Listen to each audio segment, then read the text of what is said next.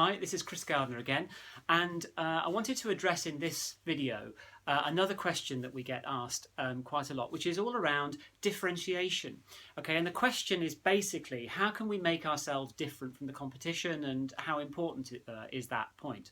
Well, let me start by saying it's really, really critical, because when you're running a business, you're providing products and solutions, and you have a knowledge and a belief about how good your offering is and how much you can genuinely help your clients and your customers. So you know where you're coming from. But from the customer's point of view, they don't have that same degree of knowledge. They don't have that same degree of belief, and often they would have the opposite of that, some sort of skepticism. So the questions that the customer has in their mind is not only, do I need to buy this thing, this product or this service, but also, why should I choose that particular supplier, that provider for that product or service? So this is where differentiation comes into play, because it makes it easier for the customer to make the decision to choose you rather than someone else. Now, one of the idea of differentiation is not a new one, of course, but one of the main problems that exist in the way that many people interpret it is that they're far too bland, they're far too generic when they're trying to design or think about how they're different, right? So there are many businesses that you could say, well, what makes you different? And they'll say, well, we offer really excellent service at a really competitive price. Well, that's just blah, blah, blah. That's not a competitive differentiation, right? If the idea of being a good quality and a competitive price is surely, it's more like just necessary to be in the market. It's like having a ticket to the game. It's not a differentiator. It's a necessity to be in the mix, right? So what's a more competitive differentiation? Well, let me give you some examples to start with. So it could be that you're differentiating on, the classic one would be price, right? So you're always going to be the cheapest. There's an interesting differentiation which says we're always going to be the most expensive, and I'm sure you can think of luxury brands that have got that differentiation. We're always more expensive than anyone else, and that gives a message to the marketplace that, yeah, no, we stand behind it. We're serious about being the most expensive. So there's a price differentiation you can put in. There's another example would be speed, and the famous one for that is Domino's Pizza, of course, who came up with their differentiation, which said fresh hot pizza delivered to your door within 30 minutes or it's free, right? So a great differentiated position, because it was all about speed and getting the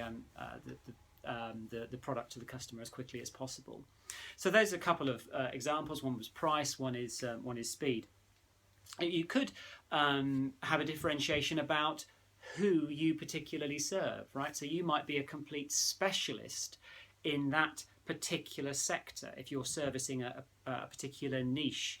So you then become known as the specialist for that sector, and no one else is talking about becoming so specialized. So you're the obvious choice, right? It's a differentiated position.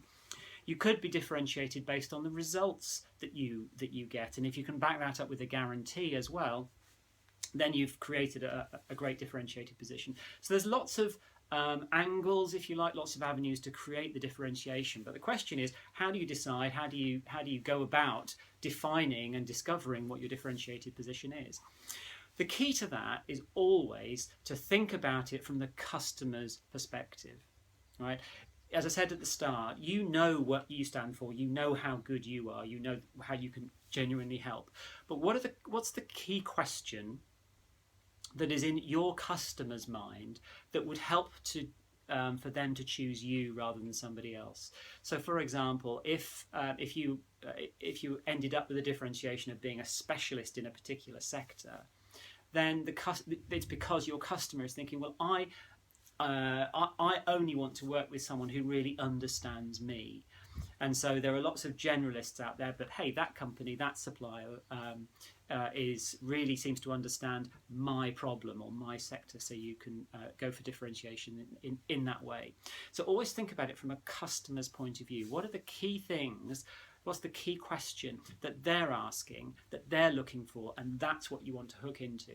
So Domino's recognised that people wanted their hot food quickly, so that's how they started to build their differentiation, and then they added the guarantee on it as well, which made all the difference for them.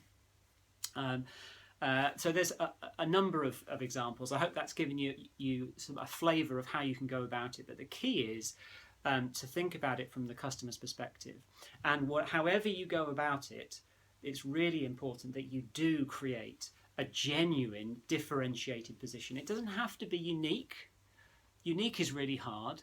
Unique is good if you can achieve it, but in this day and age, almost nothing is unique. But it has to be distinct. It has to be different. And things like good quality and competitive price don't cut it. Okay, it's about understanding and addressing a particular customer need, and then